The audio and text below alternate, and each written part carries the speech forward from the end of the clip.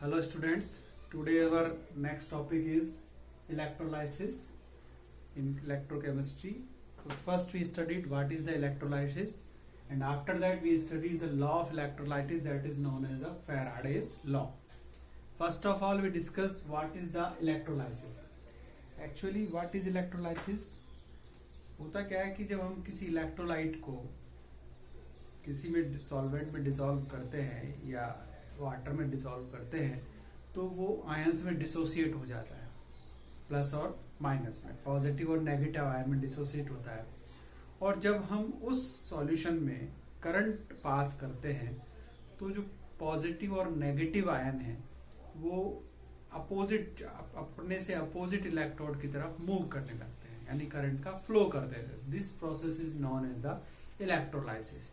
यानी हम कह सकते हैं the decomposition of the electrolyte in presence of electricity is known as the electrolysis. इस सेटअप में हम देख सकते हैं, यहाँ हमने एक कंटेनर लिया है और इसमें एक इलेक्ट्रोलाइट डाल दिया है। तो जैसे ही जैसे वाटर सपोज सॉल्यूशन है, सॉल्वेंट है, उसमें हमने एक इलेक्ट्रोलाइट डाला तो उसमें पॉजिटिव और नेगेटिव आयन बनेंगे, और हमने इसको एक आउटसोर्स बैटरी से जोड़ दिया है। तो जैसे ही प्लस माइनस आयन बनेंगे, करंट का फ्लो स्टार्ट होगा तो पॉजिटिव जो आयन है वो नेगेटिव की तरफ मूव करेंगे और जो नेगेटिव आयन है वो पॉजिटिव की तरफ मूव करेंगे। तो this process is known as the electrolysis. देखिए इलेक्ट्रोलाइसिस के लिए, इलेक्ट्रोलाइसिस करने के लिए जो रिक्वायरमेंट आती है, जिस डिवाइस का यूज करते हैं, that is known as electrolytic cell. Electrolytic cell जिसमें इलेक्ट्रोलाइसिस किया जाता है उसको हम इलेक्ट्रोलाइसिस सेल कहते हैं। और ये सेल बनता कैसे है, इसके लिए सबसे पहले इलेक्ट्रोलाइटिक टैंक, एक टैंक चाहिए, यानी एक डिब्बा या कंटेनर चाहिए जिसको हम बोलते हैं इलेक्ट्रोलाइटिक टैंक। ये इलेक्ट्रोलाइटिक टैंक है। अब यहाँ ध्यान रखने वाली बात क्या है, इलेक्ट्रोलाइटिक टैंक होना कैसा चाहिए? एक तो नॉन कंडक्टिंग होना चाहिए। इलेक्ट्रोलाइटिक टैंक कोई प्लास्टिक का डिब्बा भी हो सकता है, कोई हमारे पास ग्लास का डिब्बा हो सकता है, वुड हो सकता है, या बैकेलाइट प्लास्टिक बोल रहा था, तो वो नॉन कंडक्टिंग होना चाहिए, क्योंकि कंडक्टिंग होगा तो उसमें से भी करंट पास होने लगेगा और वो भी केमिकल रिएक्शन करेगा। First thing is electrolytic tank. Number 2 is electrolyte. हमें वो इलेक्ट्रोलाइट चाहिए जिसका हमें इलेक्ट्रोलाइसिस करना है। तो इलेक्ट्रोलाइट स्ट्रॉन्ग भी हो सकता है, वीक भी, जैसे NaCl is electrolyte. Third electricity. इस प्रोसेस को करने के लिए हमें इलेक्ट्रिसिटी, एक आउटर सोर्स चाहिए, DC करंट, डायरेक्ट करंट का सोर्स चाहिए, सेल या बैटरी, जो हम आउटर सर्किट में लगाएं। और एक इंपॉर्टेंट चीज है इलेक्ट्रोड्स। 2 इलेक्ट्रोड चाहिए, एक कैथोड और एक एनोड। इनको हम डिप करते हैं। सेटअप कैसे बनता है, 2 इलेक्ट्रोड हम लेंगे, उनको सबसे पहले एक इलेक्ट्रोलाइटिक टैंक लेंगे, उसके अंदर हम एक इलेक्ट्रोलाइट भर देंगे, यहाँ 2 इलेक्ट्रोड लगाएंगे और इन इलेक्ट्रोड्स को एक आउटर सर्किट इलेक्ट्रिसिटी सोर्स से कनेक्ट कर देंगे। तो ये जो सेटअप है ये हमारा कहलाएगा इलेक्ट्रोलाइटिक सेल। इस सेटअप को हम बोलेंगे इलेक्ट्रोलाइटिक सेल। अब बात यह है कि इलेक्ट्रोलाइसिस जो होता है उसमें जो प्रोडक्ट बनते हैं वो किस पे डिपेंड करते हैं? Product of the electrolytes. Number one thing is the nature of material being electrolysed. ये डिपेंड करता है नेचर ऑफ मटेरियल बीइंग, जो इलेक्ट्रोलाइट है जिसका इलेक्ट्रोलाइसिस होना है उसकी नेचर पे डिपेंड करता है।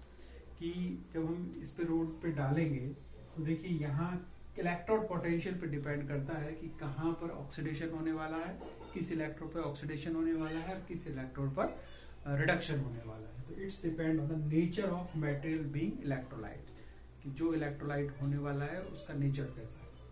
Number 2 type of the electrode being used. देखिए हमने कहा यहाँ दो इलेक्ट्रोड हमको लेने, एक कैथोड एक एनोड, तो किस टाइप का इलेक्ट्रोड यूज कर रहे हैं?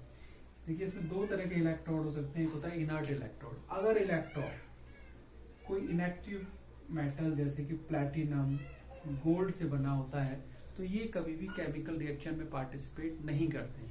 ये केवल एक सिंक की तरह, इलेक्ट्रॉन के लिए सिंक की तरह काम करते हैं।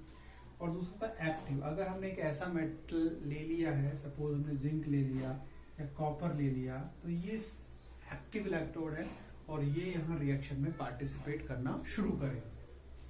थर्ड है काइनेटिक बैरियर और ओवरवेल्टेज।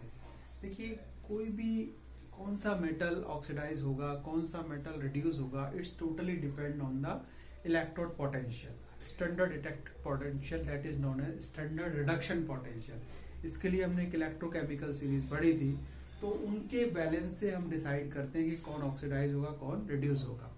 और हम किसी सेल के लिए ईएमएफ डिराइव करते हैं या ई नॉट सेल डिराइव करते हैं जो कि कैथोड माइनस एनोड होता है। तो उसकी जो वैल्यू होती है वो डिसाइड करती है कि रिएक्शन होगी या नहीं होगी। हमने जो कैथोड माना है वो कैथोड है या नहीं है, और एनोड जिसको माना है वो एनोड है या नहीं। तो जैसे उसकी वैल्यू पॉजिटिव, मैं बता देता हूँ उसको, जैसे E naught cell is equal to था E cathode minus E anode, ये हमारा रिएक्शन थी। तो हम यहाँ इसके electrode potential cathode, this one is the cathode, इसकी वैल्यू लिखेंगे और इसकी लिखेंगे।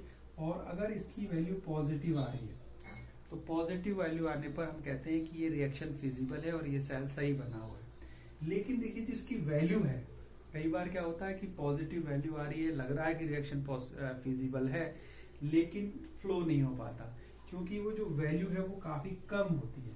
तो ऐसे केस में आयन के फ्लो के लिए हमें एक्स्ट्रा वोल्टेज प्रोवाइड करना पड़ता है, जिसको हम बोलते हैं ओवर वोल्टेज। होता क्या है कि इनके फ्लो में बैरियर आता है जिसको बोलते हैं काइनेटिक बैरियर।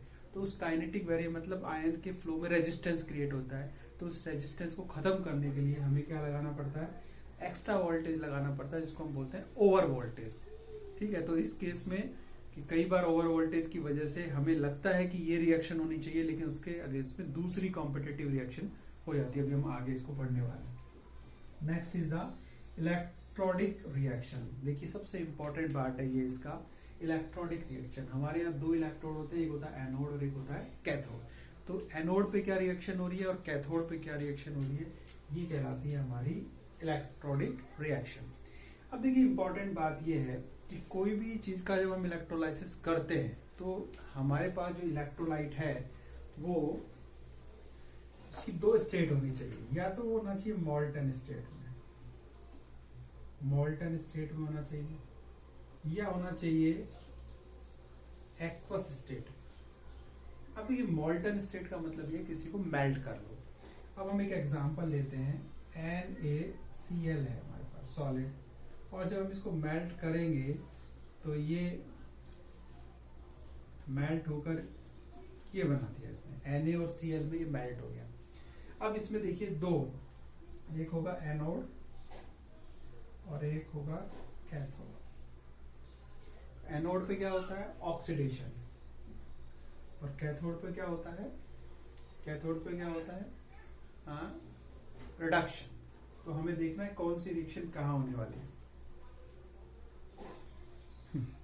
तो देखिए रिएक्शन यहाँ पर एनोड कहाँ होता है, जहां पर एनायन मूव करता है। एनायन मतलब Cl माइनस, तो Cl माइनस यहाँ जाएगा और ये इलेक्ट्रॉन रिलीज कर Cl2 गैस, यानी एनोड पर हमारे यहाँ पर Cl2 क्लोरीन गैस रिलीज हो जाएगी। और कैथोड पर Na+, यहाँ जो Na+ जाएगा और Na+ डिपॉजिट होने लगेगा, यानी प्रोडक्ट की फॉर्म में हमें दो चीज मिलने वाली है, एक Na सॉलिड और Cl2 गैस। अगर हमने इलेक्ट्रोलाइट को मॉल्टन स्टेट में लिया है, यहां तक बात ठीक हो गई। लेकिन देखिए अब मेन बात क्या है, अगर हमने मॉल्टन स्टेट की जगह दूसरा एक तरीका हमने बताया है कि मॉल्टन के साथ साथ हम क्या कर सकते हैं, हम इसकी एक्वस स्टेट भी ले सकते हैं। जरूरी नहीं है कि आप NaCl को मेल्ट करें, उसको मेल्ट करना होता है मुश्किल है, इसको मेल्ट करने के लिए बहुत हाई टेम्परेचर की जरूरत है। तो दूसरा होता है एक्वस। एक्वस का मतलब NaCl को आपने लिक्विड H2O लिक्विड में डाल दिया, तो होगा क्या इस कंडीशन में, देखिए Na+ बनेगा, Cl- बनेगा, H+ बनेगा और OH- बनेगा। तो इसका अब देखिए दिक्कत क्या हो गई है, अगर एक्वस ले रहे हैं तो यहाँ हमारे पास दो तो पॉजिटिव आयन आ गए कैटायन, और ये दो आ गए नेगेटिव एनायन। तो अब कंपटीशन होने वाला है कि कैथोड पर रिएक्शन कौन सा आयन जाके रिएक्ट करने वाला है। तो यहाँ देखिए ये रिएक्शन हमने ली है। इस केस में अब हम इसको इलेक्ट्रोकेमिकल सीरीज से समझेंगे। देखिए कैथोड है, कैथोड मतलब जिसपे कैटायन, तो कैटायन हमारे पास एक तो ये रहा सोडियम, Na प्लस कैटायन बना था, इलेक्ट्रॉन लिया सोडियम बना, इसका जो इलेक्ट्रॉन पोटेंशियल है ये है -2.71, और दूसरा है हाइड्रोजन, ये भी इलेक्ट्रॉन लेगा हाइड्रोजन बनाएगा, इसका है 0। अब देखिए फिर से एक बार समझा देते हैं कि हम किसी सेल के इलेक्ट्रोड पोटेंशियल को या तो हम रिडक्शन पोटेंशियल की फॉर्म में ले सकते हैं या ऑक्सीडेशन पोटेंशियल, लेकिन as per IUPAC convention we are taking the reduction potential.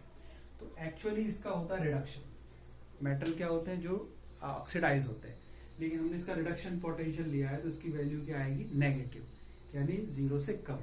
तो यहाँ दोनों में देखिए कंपैरिजन, एक वैल्यू है -2.71 वोल्ट और दूसरी वैल्यू है 0.00 वोल्ट। तो जिसकी वैल्यू ज्यादा होगी, जिसकी रिडक्ट होने की टेंडेंसी ज्यादा होगी, किसकी ज्यादा होगी, जिसकी वैल्यू ज्यादा है। देखिए माइनस में वैल्यू है और एक की वैल्यू 0 है, तो 0 इज मोर देन माइनस। सो यहाँ ये डिसाइड हो गया कि कैथोड पर ये वाली जो रिएक्शन है, हाइड्रोजन का रिडक्शन होकर हाइड्रोजन का लिबरेट होना, ये प्रेफरेबल होगी, यहाँ से हाइड्रोजन रिलीज होने वाली है इस वाले केस में, जब हम इसका एक्वा सॉल्यूशन लेंगे। अब दूसरी बात है एनोड की हम बात करते हैं। एनोड कौन सा है, जहाँ एनायन जाएंगे। अब देखिए एनायन क्या है, एक तो Cl है और एक ऑक्सीजन है, दो चीजें हो सकती हैं।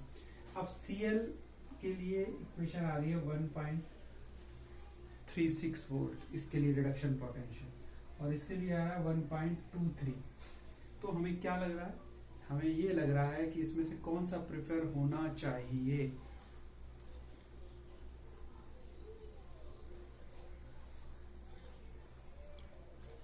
अब देखिए एनोड पर हम देख रहे हैं, यहाँ पर इसके लिए 1.36 और 1.23 ऑक्सीजन के केस में ये है।